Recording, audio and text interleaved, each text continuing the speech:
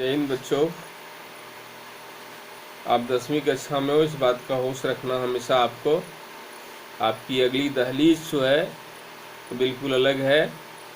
और अब तो ये कोरोना काल के बाद जो नया युग आएगा, नई दुनिया जो आएगी, नयापन बिल्कुल पहले का कुछ नहीं रहेगा, सब कुछ बदल जाएगा। और जब एक बदलाव लंबे समय तक होगा तो वो धीरे धीरे आदत बन जाएगी और एक कल्चर बन जाएगा, एक नेचर, एक स्वभाव, हैबिचुएट हो जाएंगे लोग। और वो फिर आगे के लिए कंटिन्यू रहेगा 2020 के पहले और 2020 के बाद। 2020 से ये कोरोना काल के बाद एक नई दुनिया, नई बात होगी और उसमें आप लोगों को आगे चलना है, उसमें जीवन का सफ़र तय करना है।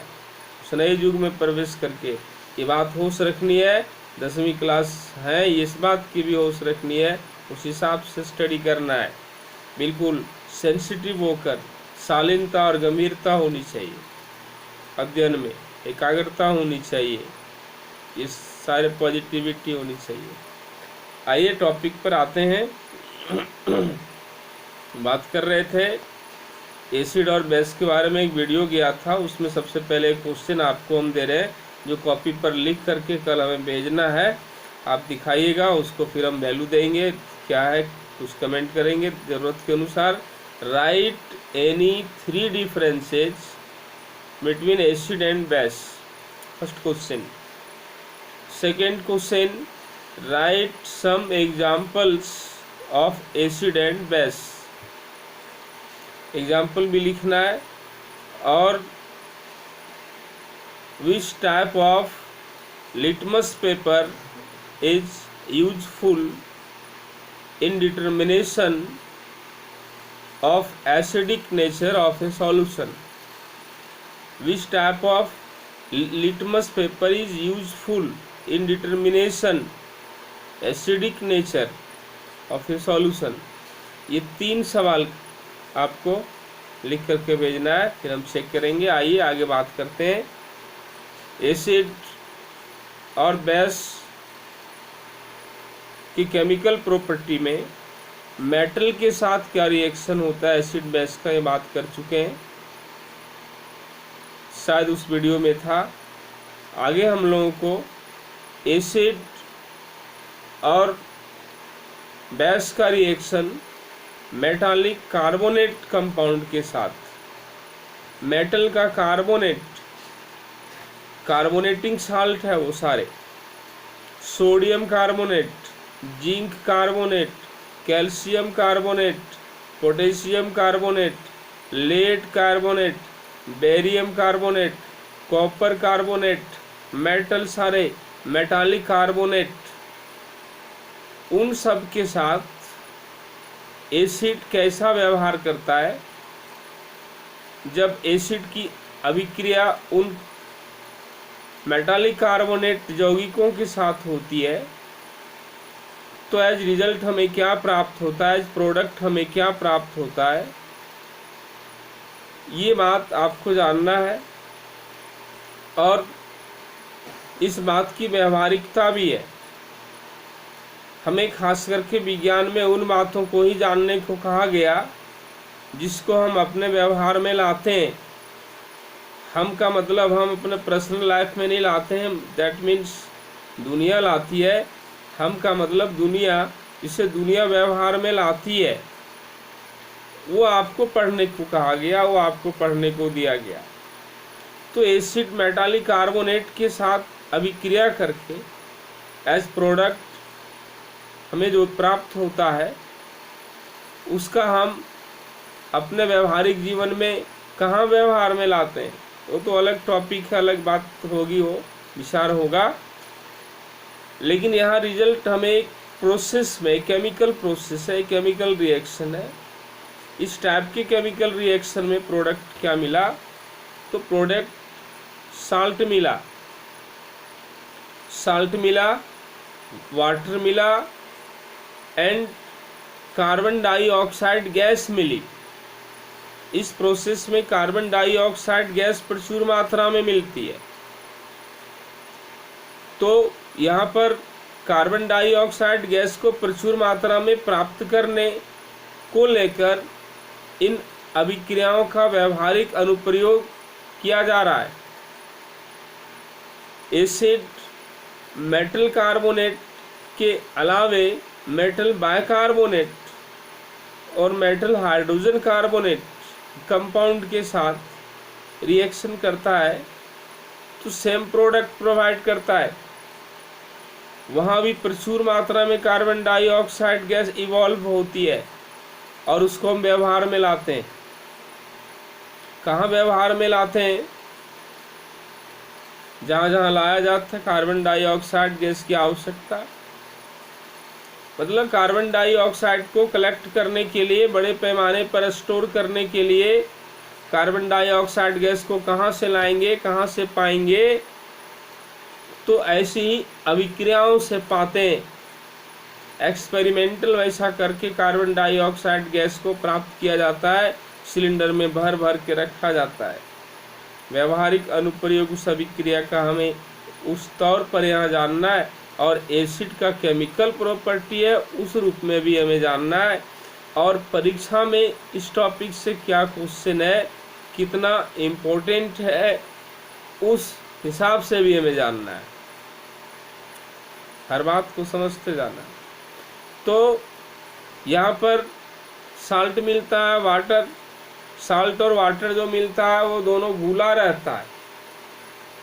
साल्ट सॉलिड स्टेट में नहीं होता। दूसरा प्रोडक्ट जो वाटर है उसके साथ मिलकर सॉल्यूशन बना लेता है, विलयन। और जो गैस बाहर निकलती हुई दिखाई देती है अभिक्रिया में, जलती हुई ज्वाला को उस गैस के संपर्क में ले गए तो बुझ गई बिना किसी आवाज के। कार्बन डाइऑक्साइड गैस होने की सूचना मिली कि वो गैस CO2 गैस है। तो इस तरह से तीन product, salt, water and carbon dioxide gas. अब बात रही कि साल्ट का सॉल्यूशन जो मिला वाटर के साथ, वो क्या नाम का साल्ट मिला। तो इधर रिएक्शन कौन सा एसिड है, कौन सा मेटल का कार्बोनेट है, उस पर डिपेंड करेगा साल्ट क्या मिलेगा। हाइड्रोक्लोरिक एसिड है HCl एंड कैल्शियम का कार्बोनेट है, कैल्शियम कार्बोनेट CaCO3, तो रिएक्शन में कैल्शियम क्लोराइड मिलेगा साल्ट में। Water and CO2 gas. Sulphuric acid है H2SO4 और वही कैल्शियम कार्बोनेट के साथ रिएक्शन है तो कैल्शियम सल्फेट मिलेगा। वाटर एंड CO2 गैस फिर मिलेगा ही।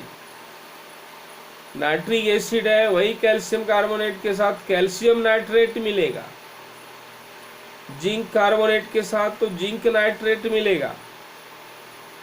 सोडियम कार्बोनेट के साथ तो सोडियम कार्बोनेट मिलेगा। मीन्स मेटल का कार्बोनेट किस मेटल का और कौन एसिड है उसके अलोंग, उसके अकॉर्डिंग साल्ट मिलेगा। और generally water and carbon dioxide gas होगा। बड़ा सिंपल है क्या? रिएक्शन ये दिमाग में सेट कर लो, बहुत सिंपल है। हम सिंपल समझने लगेंगे, सिंपल हो जाएगा। Metal carbonate plus acid, salt as product in forward of arrow sign, as product salt plus H2O plus CO2। Salt कौन? एसिड और मेटल पर डिपेंड करेगा। Same sodium bicarbonate, calcium bicarbonate, zinc bicarbonate, lead bicarbonate, bicarbonate compound के साथ metal का bicarbonate, वही acid, same BF, वही salt, water and CO2 gas प्रचुर मात्रा में। तो ये केमिकल प्रॉपर्टी का दूसरा टॉपिक था। पहला टॉपिक एसिड और मेटल का रिएक्शन, वहाँ क्या व्यावहारिकता उसकी थी, शायद बात नहीं हुई थी क्या? अच्छा चलो बात हो जाएगी। यहाँ भी व्यावहारिकता की बात नहीं हो रही, उसको अलग टॉपिक में कहेंगे, केवल रिएक्शन कहने टाइम हो रहा है। और फिर सेकेंड प्रॉपर्टी में यही बात, एसिड मेटालिक कार्बोनेट और मेटालिक बाइकार्बोनेट के साथ एक जैसा व्यवहार करता है, साल्ट बनाता है, वाटर एंड CO2 गैस प्रचुर मात्रा में। और एज थर्ड प्रॉपर्टी, एसिड और बेस आपस में ही भिड़ जाते हैं तो क्या होता है, आपस में ही भिड़ जाते हैं तो क्या होता है, एसिड और बेस, वहाँ भी साल्ट बनता है। वो साल्ट का सॉल्यूशन, एसिड और बेस दोनों का नेचर खत्म हो जाता है, इसलिए ये दोनों न्यूट्रल हो जाते हैं। न्यूट्रलाइजेशन रिएक्शन भी कहा जाता है। एसिड और बेस एक दूसरे को न्यूट्रलाइज कर देते हैं। उदासीनीकरण अभिक्रिया, एसिड और बेस की अभिक्रिया का स्पेशल नाम न्यूट्रलाइजेशन। उदासीनीकरण अभिक्रिया एक दूसरे के नेचर को नष्ट कर देते हैं, उदासीन कर देते हैं। एज प्रोडक्ट साल्ट मिलता है और वाटर और साल्ट घुला मिला रहता है, साल्ट का सॉल्यूशन कर सकते हैं। मतलब एक टेस्ट ट्यूब में एसिड रखेंगे, एक टेस्ट ट्यूब में दूसरे में बेस रखेंगे, और एक तीसरे टेस्ट ट्यूब में दोनों खाली है, वो तीसरा खाली है, उसमें दोनों को मिलाएंगे और उसमें दोनों मिलेगा। वो तीसरा टेस्ट ट्यूब में जो होगा वो ना एसिड रहेगा ना बेस रहेगा। इसमें था तो एक एसिड था एक बेस था, तीसरे में मिला दिया दोनों को तो ना वो एसिड रहा ना बेस रहा, दोनों न्यूट्रलाइज हो गया, नया चीज बन गया, साल्ट बन गया, और साल्ट का सॉल्यूशन होगा। साल्ट भी 3 तरह का होता है, बात उसकी भी होगी। साल्ट का भी nature, acidic nature, acidic salt, basic salt, neutral salt. Example भी आपको याद भी रखना है, सिलेबस का एक पार्ट है। आइए तो आज इन्हीं बातों के साथ बात रखते हैं। उसमें जो क्वेश्चन आपको मिला है सो कर लेंगे। इसमें भी हम एक क्वेश्चन दे रहे हैं, अम्ल और धातु कार्बोनेट की अभिक्रिया कैसी होती है, संतुलित रासायनिक समीकरण लिखकर स्पष्ट कीजिए। एसिड और मेटालिक बाइकार्बोनेट के बीच अभिक्रिया कैसी होती है, उसके लिए भी रासायनिक समीकरण लिखें। एसिड और बेस की अभिक्रिया कैसी होती है, रासायनिक समीकरण लिखकर समझावें। न्यूट्रलाइजेशन रिएक्शन किसे कहते हैं, राइट एन एग्जाम्पल। ये सारे सवाल करने हैं। What happen when acid added to sodium bicarbonate, ये भी नोट करना है। Second, acid mixed with calcium bicarbonate when